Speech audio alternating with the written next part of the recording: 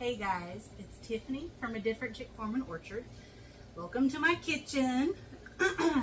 If you follow us on Instagram and Facebook, I actually put out a note on April 1st that I was going to start doing a series that is like true to my heart about cooking from scratch. There is a lot of recipes out there that tell you how to cook some stuff, but a lot of it start with a prepared food item. I don't like prepared food items. I like cooking from actual scratch. So, I had one suggestion from one of our members of our church, and it was chicken and dumplings. What better to celebrate Southern culture and cooking from scratch from one of our oldest recipes down here in the South, chicken and dumplings. Today, this is even further from scratch because last month I processed some of our chickens and, well, our leftovers roosters. This is actually one of our white breast roosters, and so dug him out of the freezer and thawed him out, and he is going to be going in our pot, and so we're going to get started here just shortly. So things you need to make chicken and dumplings. Chicken. Whole chicken is what you need because, well, you're going to find out just shortly, but get you a whole chicken. You don't have to raise the chicken yourself, but if you do, that's even better. So we're actually making a gluten-free chicken and dumplings because we eat gluten-free around here. So I've got my gluten-free flour. I've got baking soda.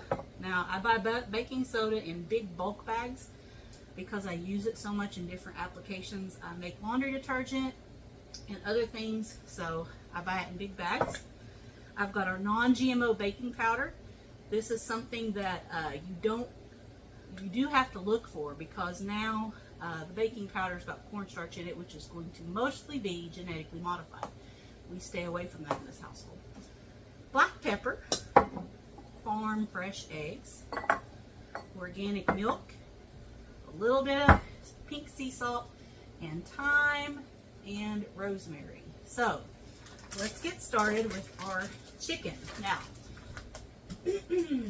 for this application, we're going to use the Instapot. The Instapot, at first, I was like, I don't need an Instapot. I really don't. But the longer I went, Instapots are great, especially when you're cooking from scratch because it helps you to do everything quicker and more efficiently, which is what I need because I don't need my from scratch meals taking 2 hours. So we're going to be using an Instapot today. We're going to be using our KitchenAid mixer today, and eventually we're going to be using a pot on our gas stove today. So I got to open this sucker up.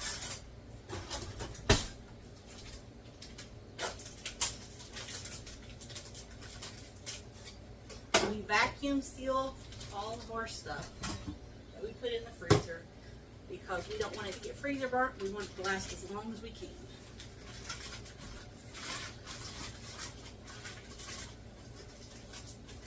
So we're going to take our chicken and we're going to stuff him in the Instapot. Now, I have just handled raw chicken, so gotta wash the hands.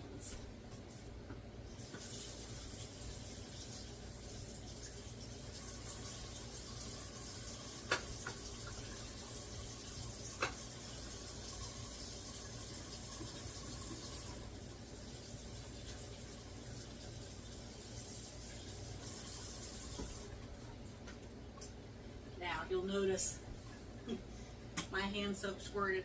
That happens sometimes with your foaming dispenser, so that won't be a problem. So we're going to have our chicken here, and we're going to put our rosemary and thyme.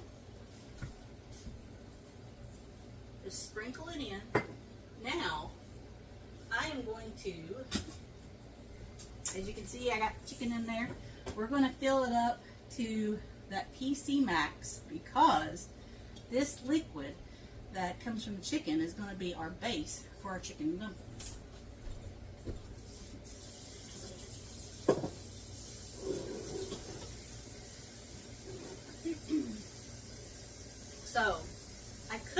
dumplings with the whole chicken, because the whole chicken brings so many more flavors, because you get the broth from the chicken, you get that bone broth, you get all the flavors from the fat and the skin, and it just goes together really, really well.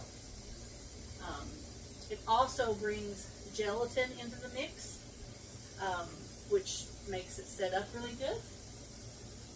And I think we're about there. We are. So I got to max capacity. We're going to put our lid on, and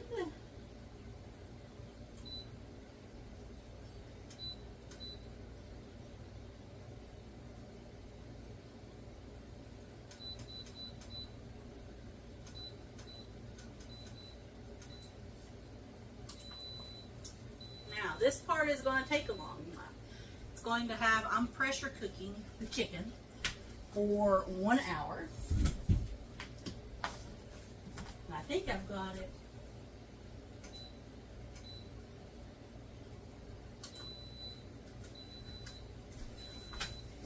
I had it on low pressure. I actually want it on high pressure because that's going to get more of those juices flowing. So, this is going to take a while, and I'm not going to keep you on here. We're going to pause this video and then come back a little bit later. But if you have any suggestions for other meals or dishes that you'd like for me to prepare, definitely comment below. Let me know. I'd love to try those for you. I've got a lot of favorites I'm going to be doing, and one that was the first reason why I think that I will be making this video series, which is baked beans. So that's one of those things that you can't even find anymore, like recipes without starting with baked beans, which is ridiculous, or pork and beans. So I'm going to show you a one-pot method to baked beans. It's great, love it. Best baked bean recipe that I have ever had. So we raise our chickens. We do sometimes buy chicken from the store, but we try to raise all of our chicken meat. We raise it on New Country Organics organic chicken feed because we love it and we want to have organic fed chickens. We also give them our scraps, which helps us get rid of what we have. It also composts what we have. Better for the environment, but better for us. Less garbage you got to take out. But the fresh chicken, there's so much stuff you can do with it. You can cut it up the way that you want it. You can eat it whole. And the great thing is I don't have to buy chicken broth because I always have it here. So lots of great things about doing that. We grow a lot of these ingredients ourselves. We do not grow black pepper, but I do grow lots of pepper, and I've actually got a pepper this year that I'm going to be growing that is, I'm going to actually dry it and hopefully have it as a black pepper substitute. We always buy organic milk because I have got a dairy allergy, and I have found if I drink organic milk, I don't have that problem anymore. If I drink regular milk, I am congested and it's a bad day. And then of course our organic fed pasture raised chicken eggs, which hopefully this summer will get certified organic. But I'm not going to keep you any further. We'll come back in. I'm back. So my pressure cooker has 3 minutes left, which isn't a lot. And so that means I'm going to start the biscuit making process. So we're going to start out with 2.5 cups of gluten-free flour.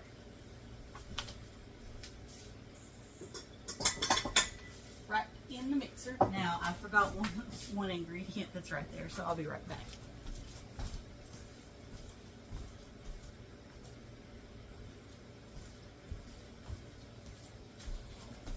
Butter.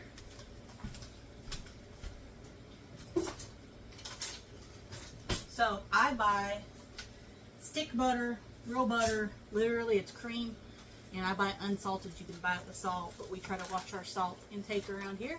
So you want a stick of butter. Now I'm going to peel this apart, and I am going to mix the butter in with the flour.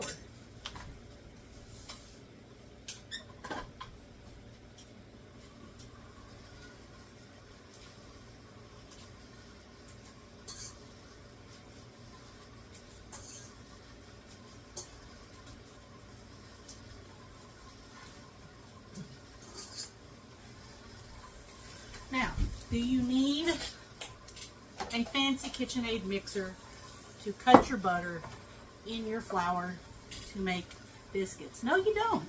You can do it by hand. They have those that you can buy. I used to use them all the time. They're great. But I recently had carpal tunnel surgery because I done too much stuff with that hand. So, and it got to the severe point where it was hurting all the time. Couldn't sleep because of it. So, time saver. So we're going to let this go. I hear the beep in the background, so that's my pressure cooker telling me that my chicken is done. It's going to keep beeping. We're going to let it cool off. And I'm going to see what my biscuits look like. Well, it's not biscuits yet. It's flour and butter.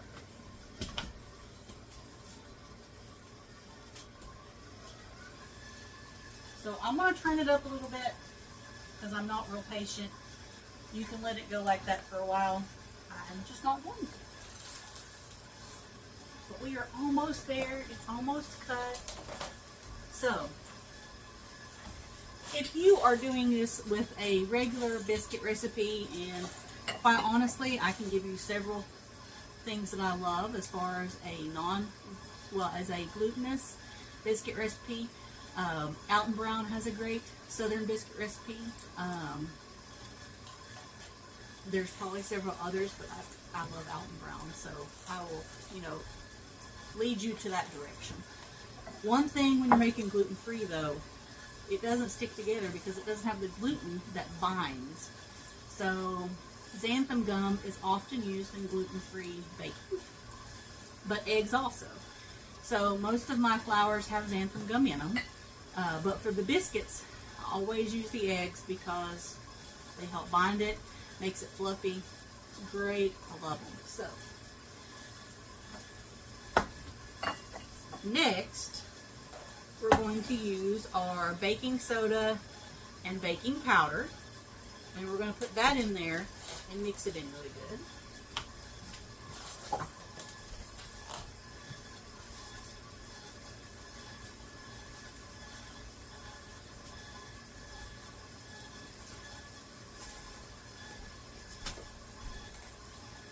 So, 2½ teaspoons of baking powder.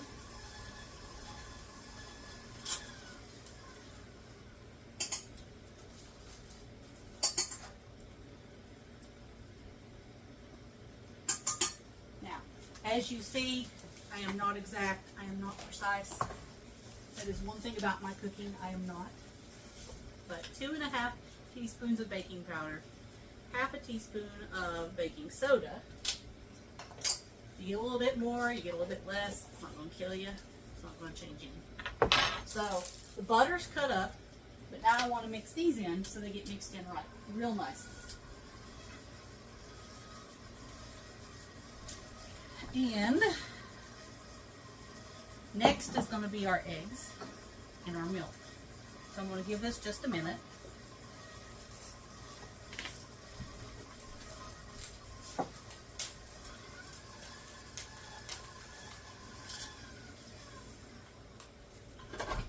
So remember, 2 eggs,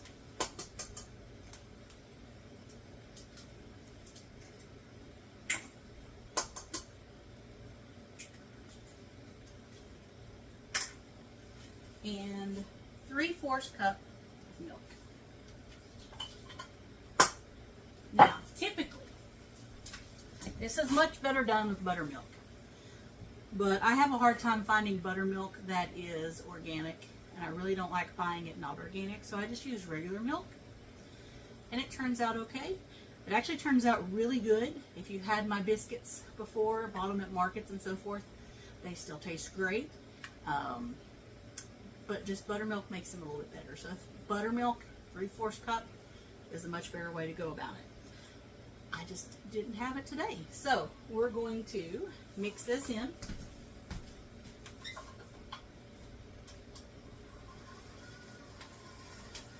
So as that's mixing, let's talk eggshells. So you can imagine around here, we go through a lot of eggs. I use them in my baked goods. We eat a lot of eggs. We eat eggs for breakfast. We eat deviled eggs, all kinds of eggs around here. So we go through probably nearly a dozen eggs every 2 days, maybe more than that. Oftentimes actually more than that. So we eat a lot of eggs around here.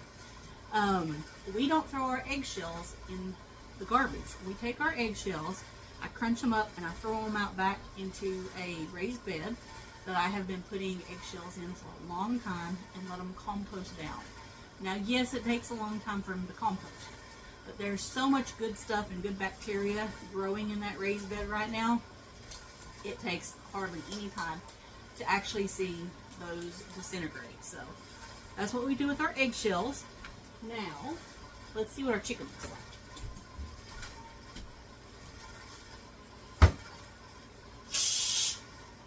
So, it still has a lot of pressure on it. It hasn't cooled down much yet.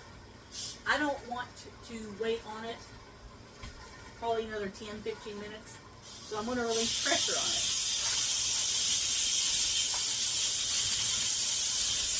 Also consider it steam cleaning your cabinet. Not exactly what you want to do. You can smell that aroma of that thyme and rosemary and the chicken. Those are just a really good combination of really good flavorful scents and smells and tastes. So obviously there's a lot of pressure buildup. That was the intention. We want to get all that goodness of all that broth in there. Now, I have one thing. So this is not necessary with glutinous biscuits, but for gluten-free biscuits, this is quite necessary because gluten-free is, well, you can't just roll it out for the most part. It's a different creature. So I scoop it out, and this is what we're going to use to scoop our biscuits in a minute.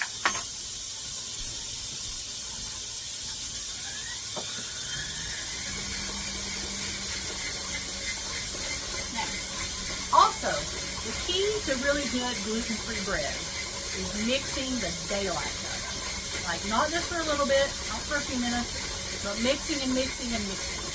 So, natural gluten kind of rises and sticks, and yeast added on a lot of that stuff. And then the baking soda and baking powder just helps it rise. But with gluten, you gotta really, really just like work it in there. So, I mix that quite a bit in my KitchenAid mixer, but I think it's about ready.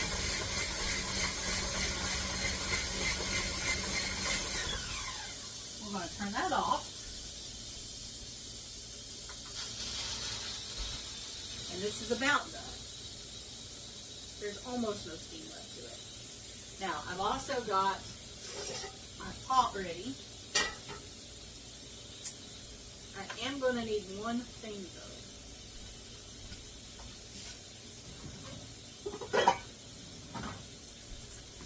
Not necessarily that you would need this, but it's going to make my job easier because this chicken's going to be really, really super hot. So I'm going to put it in this dish after I take it out of the liquid, and then I'm going to pour the liquid in here, and this is where I'm going to shred the chicken so I don't have any bones and stuff I don't want in my chicken and dumplings, and then we'll add it here.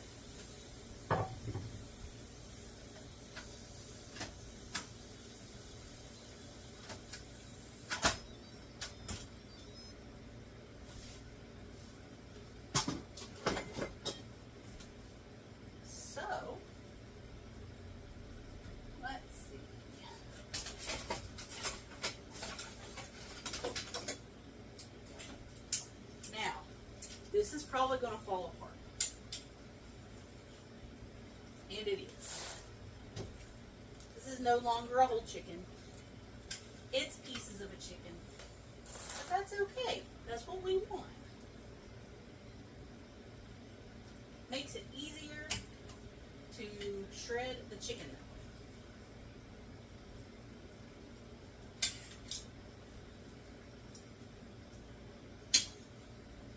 If you only had smell-o-vision, you could smell how good this was.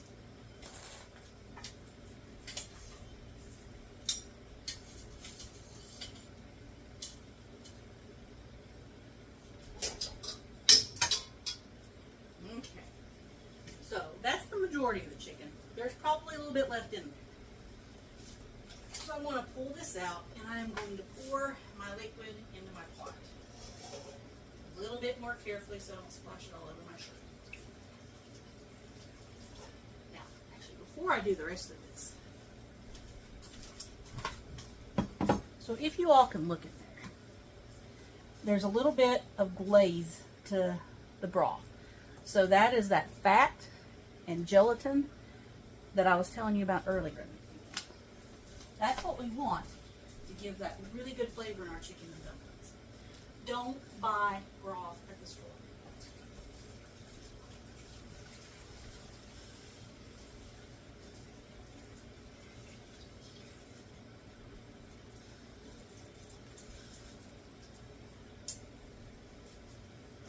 Okay, so we got our broth in here.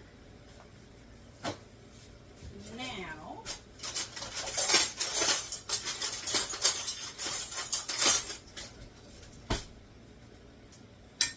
I'm going to take my shredding forks.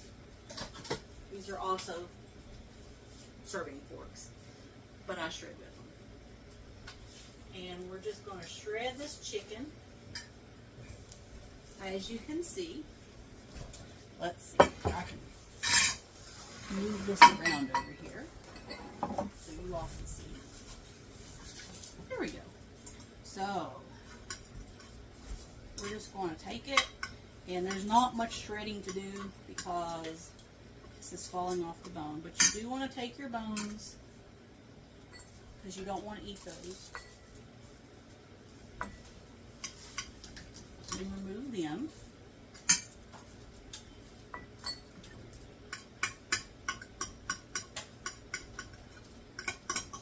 One day I'm hoping to have a bone grinder or something like that so I can take my bone and make bone meal out of it and put on my garden, but I'm not there yet.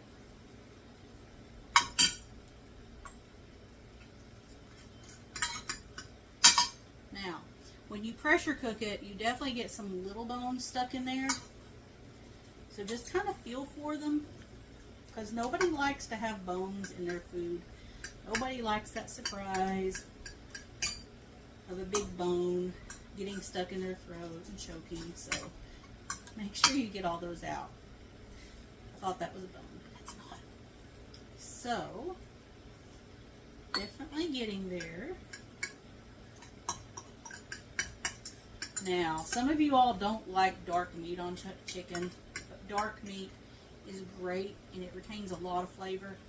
On chickens like we do, sometimes that dark meat is tough because we let our chickens free range so much. But when you pressure cook it like this, it definitely is not tough. And I have some roast chicken that I do too, and so far it has turned out really well and not had tough dark meat either. So almost done, but I feel a bone in there. There we go. Trying to make sure I don't got no more big old bones.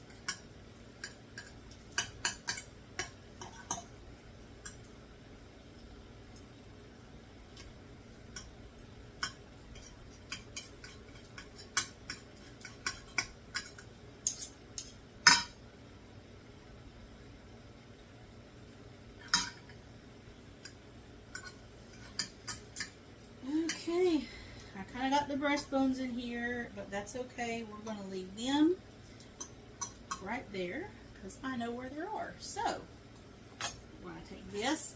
So, we have all this shredded chicken. Now, this was a really small rooster. Apparently, this rooster got picked on, and The other roosters that was in the meat coop didn't let him eat as much, but that's still a lot of chicken. That's a whole lot of chicken. So we're going to take it and we're just going to dump it right in our pot.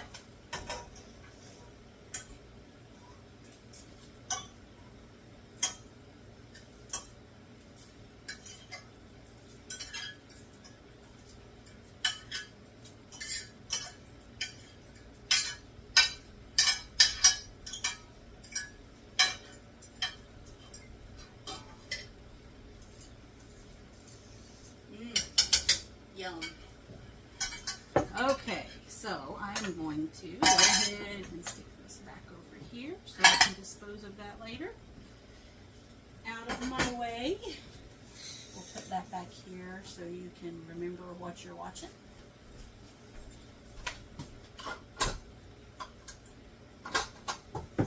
Now,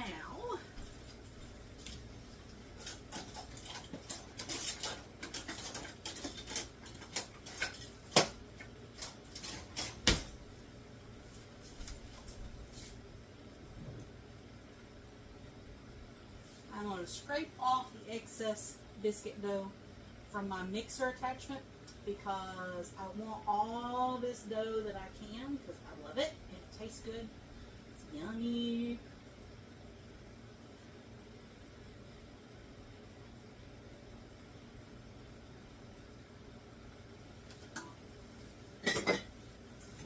So, if you've ever made biscuits before, the dough is very similar to this, but this is gluten-free dough. So you can see it's really sticky. It'd be hard to roll it out. You can, but it would change the texture of my biscuits, and I don't want to do that. So we are ready, because this is still super hot. But we're going to turn the stove on medium high, and it's already really hot. So what I'm going to do is start putting our biscuit dough in here. Now you can wait for it to boil back up, and actually I'm going to go ahead and put it on high because there's nothing in here that's going to stick so far. But you just place your dough right on top. Preferably don't let it stick together. Now you can also use smaller scoops, but the intention on chicken and dumplings is that you want that biscuit dough to cook, but stand up, have a little bit of firmness to it, but then also some of it melt away.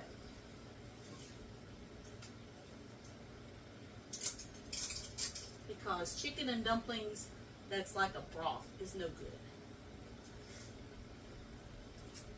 We want thick chicken and dumplings.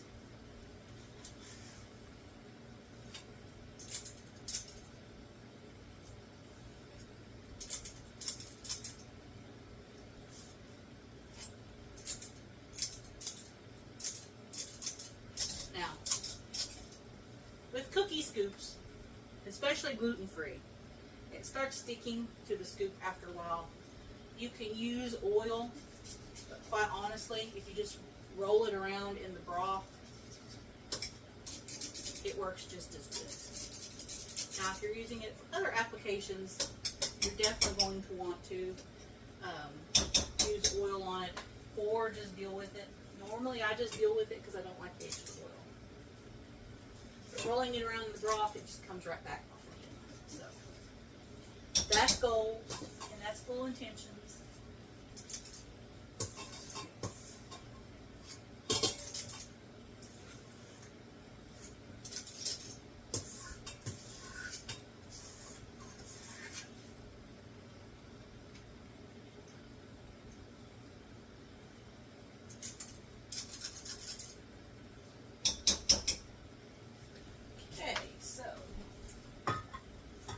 Almost done, but I want to use all of this I can, so I definitely go in there and I scrape my bowl clean.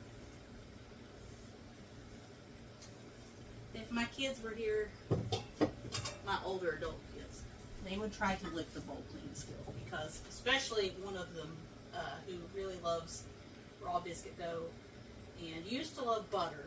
I'm not going to say which one that is, but she would sneak up on my counter while I was cooking and had the butter out, and she would eat butter just by like this spoonful. So, ugh. Can't imagine that, and she doesn't do that now, but definitely did used to do that.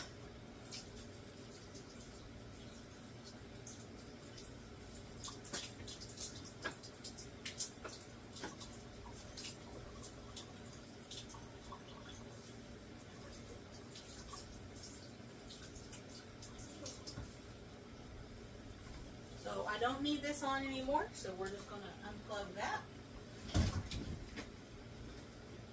Put that aside. I'm going to wash this later.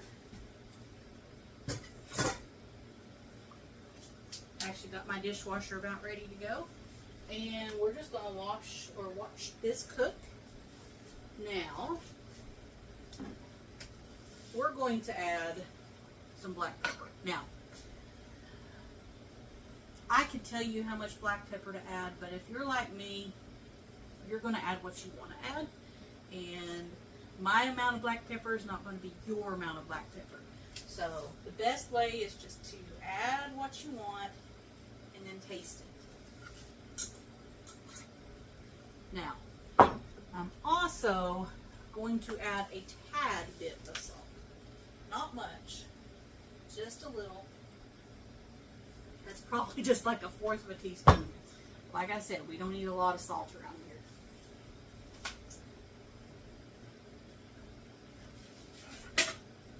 We're going to take our spoon and we're going to just stir this around a little bit.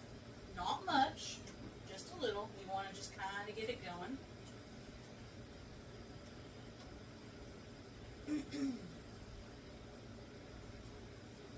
Also just kind of breaking up the biscuit dough just a little bit.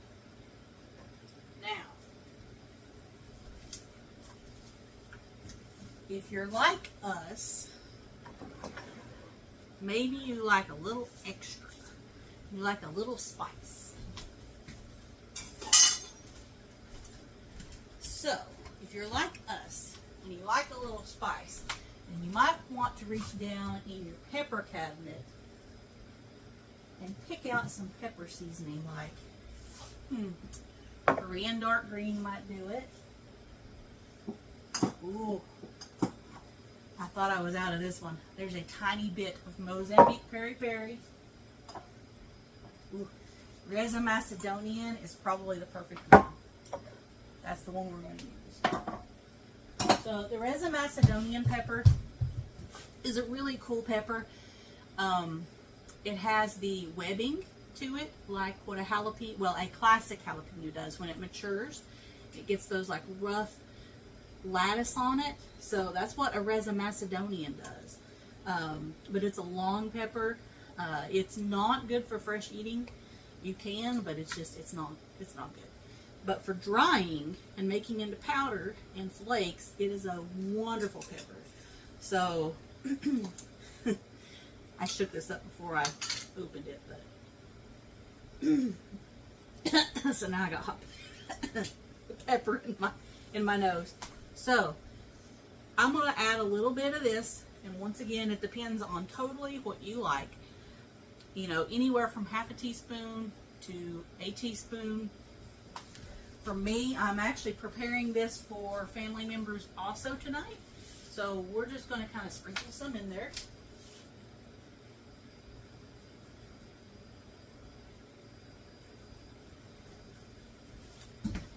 That was probably 1/2 teaspoon to or a teaspoon to 1/2 teaspoon, something like that. Anyway, it was enough. So we're going to stir that around so you don't get all of that just in one spot. Now, with it cooking in here, it is definitely starting to thicken up. If I had this boiling already, it would not have took this long, but that's okay. It depends kind of on the texture. I like more of the creamy texture to it, so I'm going to let it cook all in there. But it's definitely getting close. So chicken dumplings doesn't take a whole lot of time. Chicken and dumplings is definitely more prep work than it is anything else. Got a piece of chicken right there. So prep work is the big thing with most meals, especially making them from scratch. The prep is the big thing. The cooking doesn't always take as long, but getting everything ready to cook is oftentimes what takes you so much time. As you can see, we have a lot of spices in our cabinet. A lot of our spices in our cabinet too, because we use our own spices.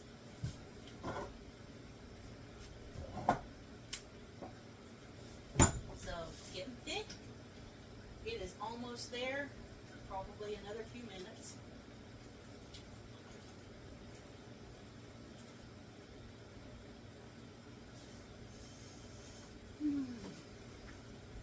So,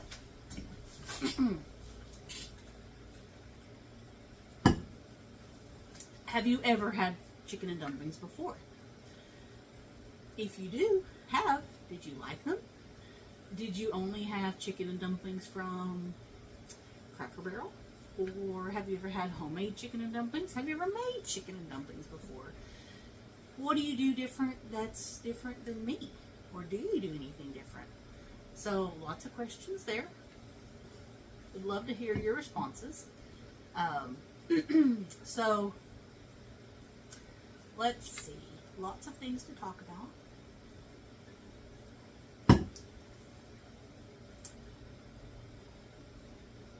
So, called gluten-free flour. So, there is tons of gluten-free flours out there. If you follow me and love my baked goods, I usually keep 3 to 4 different types of flours for gluten-free baking because they all don't do the same thing. There's one that's better for pizza, one that's better for bread, one that's better for biscuits, one that's better for pies, one that's better for pretzels. It really depends on what you're cooking. So with gluten-free, there's a lot of trial and error. I've made a lot of errors. I have been at this since, Daniel was born in 2007 and he was 4. So about 2012 is when I started figuring out my gluten intolerance. I had actually been going to an allergy doctor because I started having problems when I got pregnant with Daniel. We pinpointed that I had a corn allergy and a dairy allergy. Both have actually been taken care of with a gluten-free diet and going organic on dairy and corn. Now, I don't have to eat organic cheese, but I do have to eat organic or drink organic milk. And typically, ice cream doesn't bother me, but sometimes it does. It'll actually make my mouth swell up, which is no fun. It's not like anaphylactic or anything, but it does make my mouth swell up a little bit. Corn, I just go all organic. If I eat corn that's not, I almost always have problems. We actually had bought some corn off of one of our friends that was a local farmer a couple years ago. And I bought a bunch and we canned it, and didn't have any like breathing issues, which is normally one that I have. But I did have some stomach upset with it. I couldn't figure out why for the longest time. And then I found out it was a certain type of corn, and it was a genetically modified one. I didn't even figure 4 or 5 years ago that we had genetically modified corn growers in our area, because I figured everybody was just doing it. You know, if it was corn, it wasn't genetically modified because that was way too much to do for our local farmers. But I was wrong. But that is also our intentions on growing more stuff, because the sad thing is when you buy meat, they don't have to disclose that it's genetically modified or has been fed a genetically modified diet. When you buy fresh fruits and vegetables, they don't have to disclose that it's genetically modified.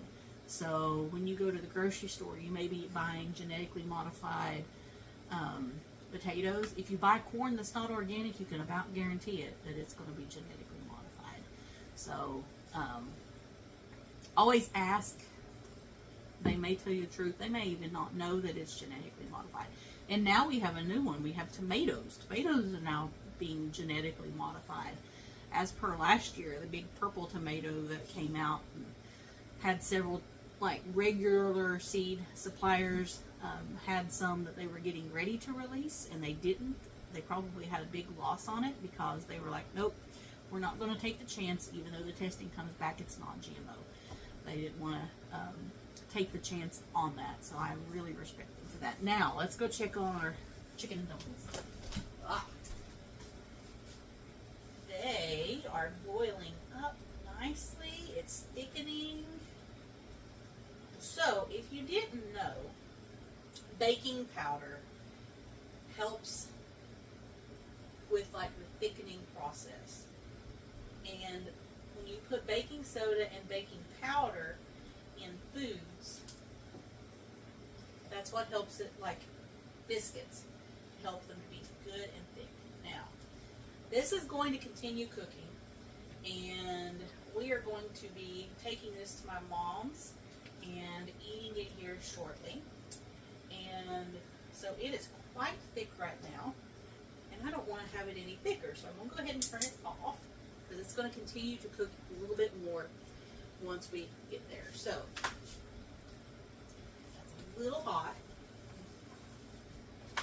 So, like I said, prep time was a little time consuming, but if you plan ahead, this is not going to take any time at all. Like, no time at all. Just plan ahead for it. Go ahead and pre-cook your chicken. It's not that hard. Biscuits don't take long to make. And you got a nice, thick chicken and dumplings. And this is going to get thicker as it continues to cook. But you have those chunks of biscuit in there. You've got those chunks of chicken in there. And it smells amazing. Probably just enough, just the perfect amount of pepper and heat for us. You also got those big chunks. I like the big chunks of biscuits myself. I like that ooey gooey center that it has. But I will be posting this on YouTube, and I will also be putting the recipe down at the bottom and some of my notes. And if you have something that you would love for me to cook or me to try, just message me and I'll see what I can do. It may be something I do on a regular basis. It may be something that's new to me. Maybe something I've never tried. I definitely try new stuff all the time. I love it. So, if you can see, that angle right here, your biscuit is definitely cooked in. Kind of looks like a regular biscuit. But the more it cooks, it's going to absorb that liquid to it like it already has and thickened up. So, make sure you like and subscribe. Tell me what you think about this video series. This is the first one of hopefully many, but it's something I love to do. It's a passion of mine, and I love to cook from scratch, and I love to help others to be more knowledgeable about the food that they eat and how to prepare it. So make sure you like, subscribe, follow us, also on Instagram and Facebook. But anyway, glad to have you with me and hope to see you soon. Bye.